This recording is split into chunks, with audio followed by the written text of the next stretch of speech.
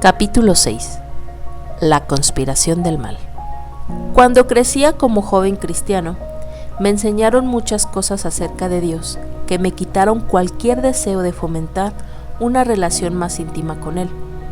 Me dijeron que cuanto más supiera, más cuentas tendría que darle a Dios, y mi castigo por no cumplir las expectativas de Dios sería más severo que el de alguien que supiera menos.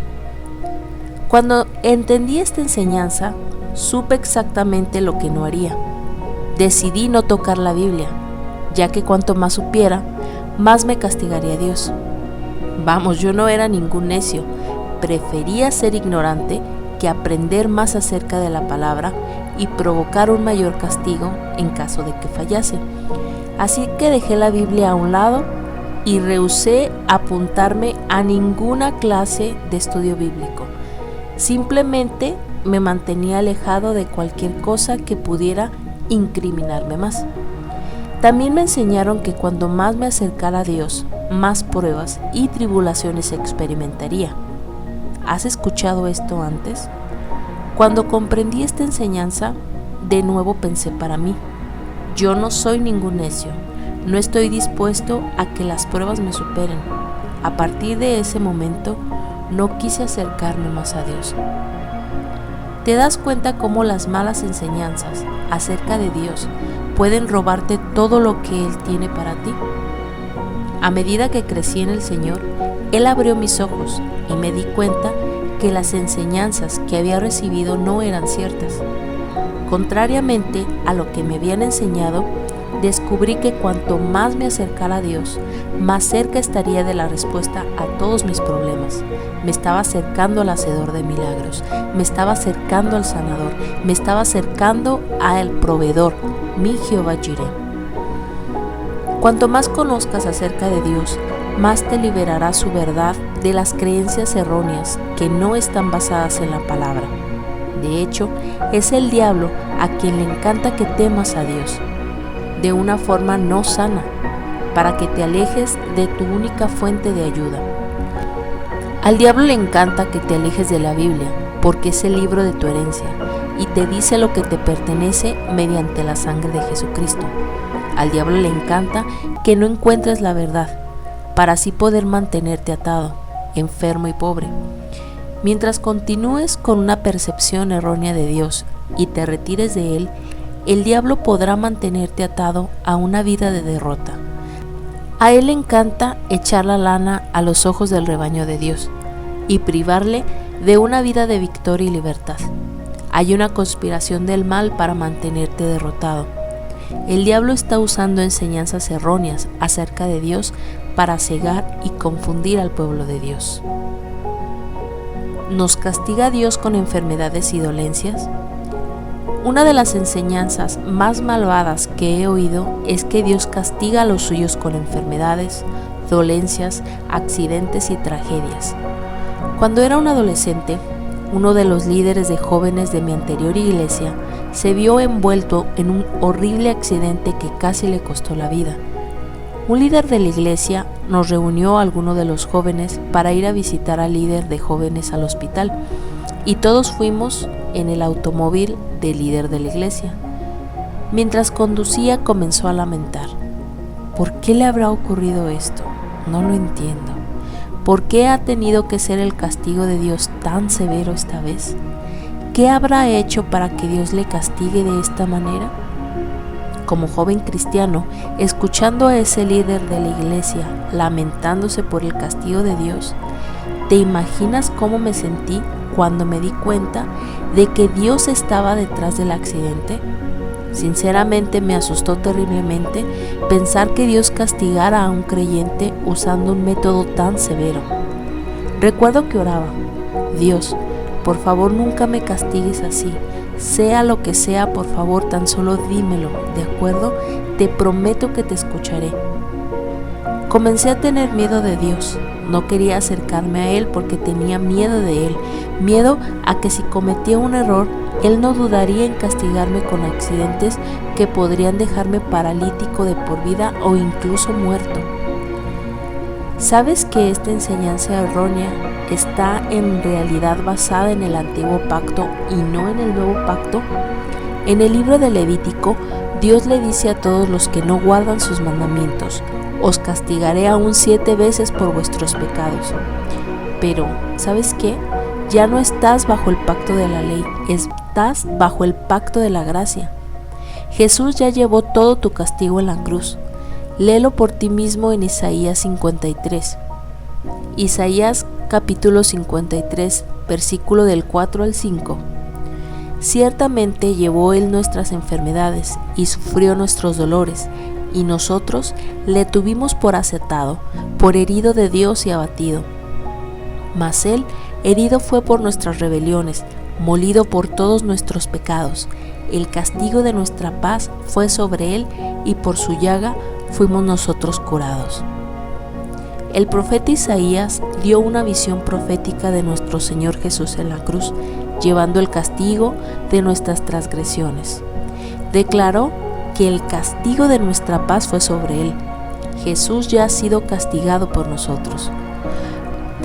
Cuando salió la película de Mel Gibson, La Pasión de Cristo, la gente se quejó de que la película era demasiado gráfica y violenta.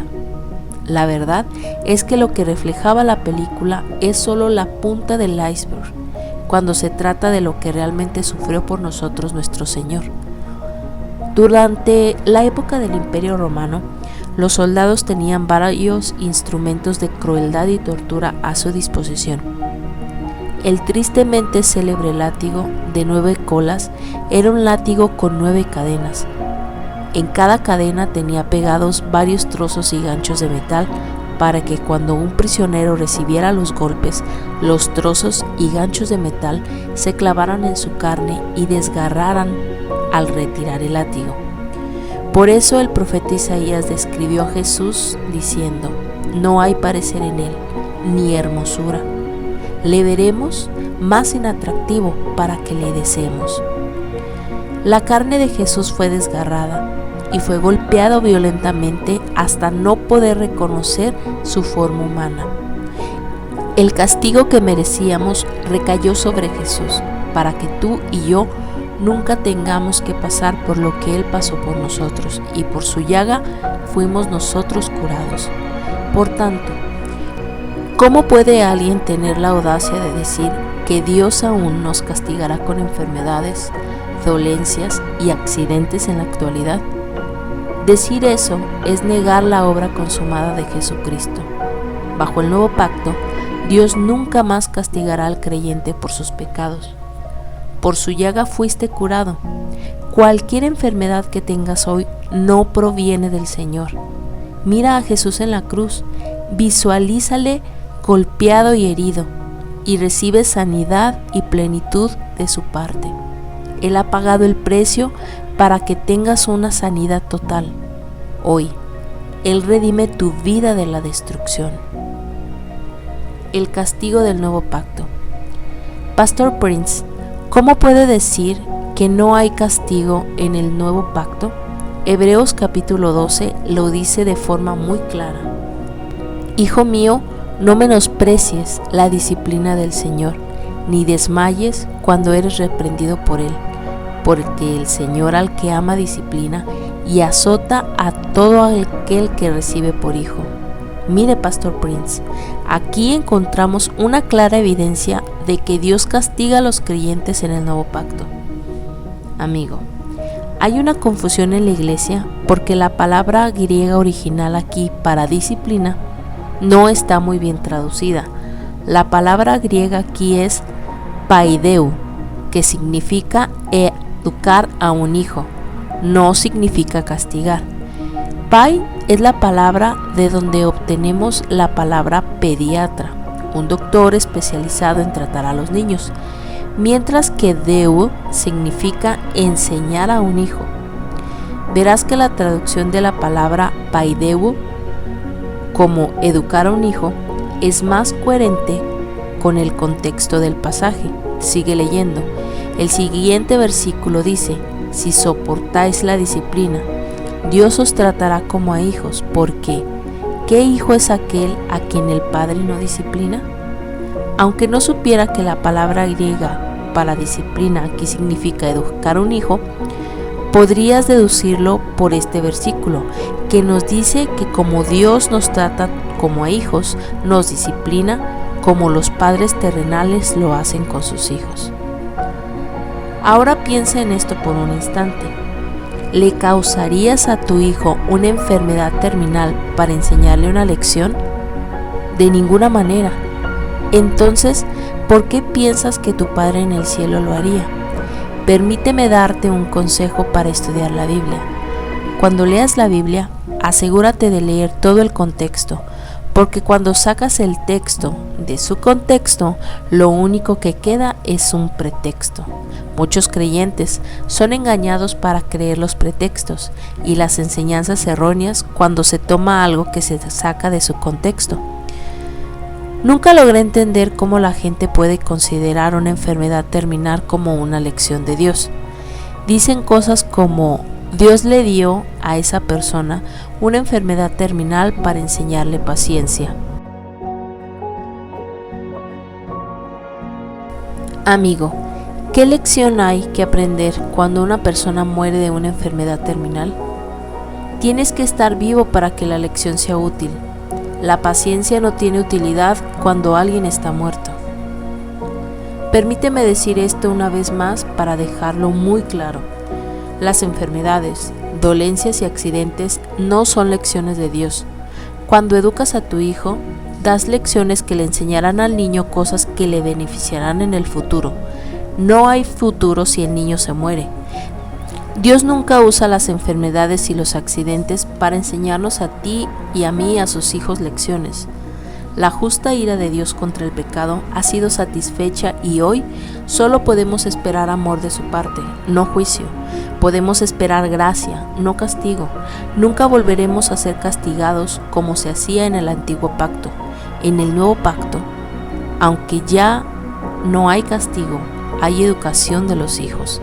Pero Dios no educa a sus hijos con enfermedades, dolencias y accidentes, igual que hacemos tú y yo. ¿Cómo disciplinarías a tus hijos? Si me preguntase si hay corrección en la vida cristiana, diría, sí, por supuesto. Pero es importante que entendamos que Dios nos corrige como un padre corrige a su hijo. ¿Torturarías tú a tu propio hijo con enfermedades, dolencias y calamidades para enseñarle una lección?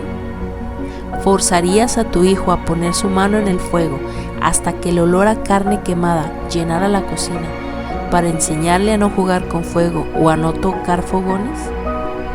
¿Te imaginas hacer eso y decir, ¿sabes por qué papá está haciendo esto? Es porque papá te ama. Ahora sabes que el fuego quema, así que no vuelvas a jugar más con cerillas. ¿Atropellarías con un automóvil la pierna de tu hija para enseñarle los peligros de jugar en la carretera? ¿Te imaginas decir, vamos hija, sé fuerte, papá te ama y hace esto por tu bien? Algún día lo entenderás.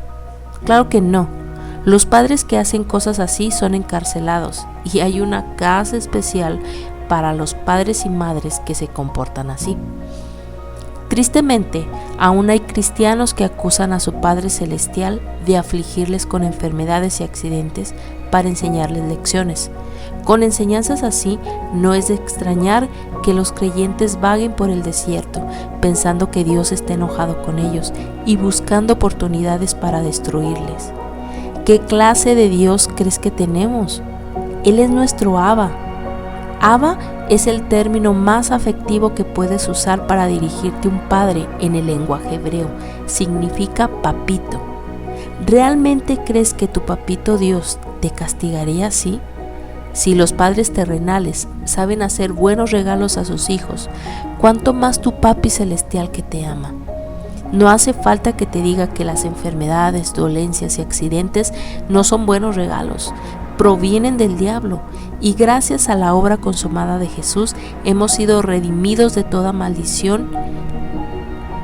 Podemos recibir protección de cada incidencia maligna, enfermedad y dolencia. Por las heridas en la espalda de Jesús somos curados.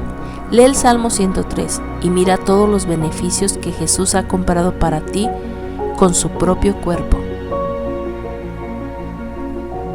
Salmo 103, versículo 1 al 5. Bendice, alma mía, a Jehová, y bendiga todo mi ser su santo nombre. Bendice, alma mía, a Jehová, y no olvides ninguno de sus beneficios. Él es quien perdona todas tus iniquidades, el que sana todas tus dolencias, el que rescata del hoyo tu vida, el que te corona de favores y misericordias, el que sacia de bien tu boca de modo que te rejuvenezcas como el águila. Vamos, creyentes, lean este salmo cada día y no olviden ninguno de los beneficios de la obra consumada de Jesús. Él perdona todos tus pecados, sana todas tus dolencias, te redime de la destrucción, te corona de misericordias y satisface tu boca con cosas buenas para que tu juventud se renueve como el de las águilas. No le acuses de darte ninguna enfermedad o accidente. Por cierto, si las personas que insisten en que Dios usa las enfermedades para castigar a los creyentes verdaderamente creen eso, ¿por qué van de doctor en doctor intentando recuperarse? Eso es incoherente. Por un lado, dicen que sus enfermedades son del Señor, pero por otro lado intentan deshacerse de ellas. Yo siempre le digo a mi congregación que no dejen el cerebro en casa cuando lleguen a la iglesia. Deja de creer la mentira de que Dios te da enfermedades, dolencias y accidentes para castigarte o enseñarte una lección. Sinceramente me resulta difícil entender por qué hay creyentes hoy que luchan vehementemente por su derecho a estar enfermos, arruinados y derrotados, cuando Dios está lleno de gracia y misericordia y quiere que seamos sanados y que estemos protegidos de toda incidencia malvada. Comencemos a esperar buenos regalos del Señor. Rechaza todo lo que sugiera, aunque sea de la forma más remota, que Dios está enojado contigo y que va a disciplinarte con enfermedades y accidentes y fallas. ¿Y qué ocurre con el aguijón en la carne de Pablo? Pastor Prince, ¿qué ocurre con el aguijón en la carne que sufrió Pablo? ¿Acaso no era una enfermedad? Bueno, veamos lo que Pablo dijo acerca de este aguijón en la carne. Y para que la grandeza de las revelaciones no me exaltase desmedidamente, me fue dado un aguijón en mi carne, un mensajero de Satanás que me abofeté para que no me enaltezca sobremanera. En ningún sitio de este versículo dice que el aguijón en la carne fuera una enfermedad o dolencia. La Biblia, y no las conjeturas humanas, debe utilizarse para interpretar la Biblia. Los aguijones en la Biblia se refieren a personalidades que te molestan. Incluso en el lenguaje inglés se usa la frase un dolor en el cuello para describir a alguien que te molesta o te irrita. Es solo una expresión y no se refiere a un dolor real o enfermedad de nuestro cuello. Del mismo modo, el aguijón en la carne que tenía Pablo no era una enfermedad. En el libro de Números encontrarás que se hace referencia a los enemigos de Israel como aguijones. Y si no echareis a los moradores del país delante de vosotros, sucederá que los que dejares de ellos serán por aguijones en vuestros ojos y por espinas en vuestros costados, y os afligirán sobre la tierra en que vosotros habitareis. Que la Biblia interprete la Biblia. Pablo mismo nos dice lo que es el aguijón. Lo llamó un mensajero de Satanás. Por tanto, se refería claramente a una personalidad del mal que instigaba a la gente a atacar, murmurar y criticar a Pablo por donde quiera que iba predicando el evangelio. ¿Y qué le dijo Dios a Pablo con respecto a este aguijón en la carne? Le dijo: tranquilo, Pablo, mi gracia te es suficiente. Así que Pablo no sufría de ninguna enfermedad o dolencia. Estaba tan ungido con la vida resucitada de nuestro Señor Jesús que incluso cuando su pañuelo tocaba a los enfermos, eran sanados. ¿Estás oyendo las buenas nuevas? Recientemente una señora de nuestra iglesia asistió a un seminario profético y el susodicho profeta le dijo que la razón por la que su hijo tenía una discapacidad era porque había pecado en la vida de ella. ¿Has oído antes esta mentira? ¿Te han dicho alguna vez que las cosas negativas que puedas experimentar son el resultado de la disciplina de Dios por tus pecados? Amigo, eso no tiene sentido alguno y es inmensamente cruel. Dios no castiga el pecado en el nuevo pacto con enfermedades y dolencias, porque el pecado ya ha sido castigado en el cuerpo de Jesús. Su sangre ya ha sido vertida por el perdón de todos nuestros pecados. Cuando recibiste a Jesucristo en tu vida, todos tus pecados fueron limpiados. Es una obra consumada. La mujer se acercó a los líderes de nuestra iglesia buscando ayuda y compartieron con ella que Dios ya ha castigado el pecado en el cuerpo de Jesús.